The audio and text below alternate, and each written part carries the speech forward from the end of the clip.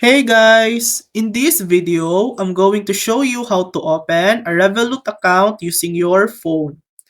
First, head to your App Store and search Revolut, then tap Install. Open the app and tap Sign Up on the welcome screen. Enter your phone number and wait for the 6-digit code via SMS. Input the code to verify your number. Select your country of residence and type in your email address. You can skip the friend invite screen.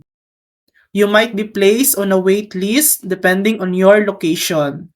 No worries, Revolut will notify you once you're in.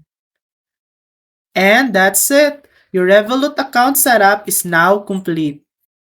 If this video helped you, please like and subscribe for more helpful tutorials.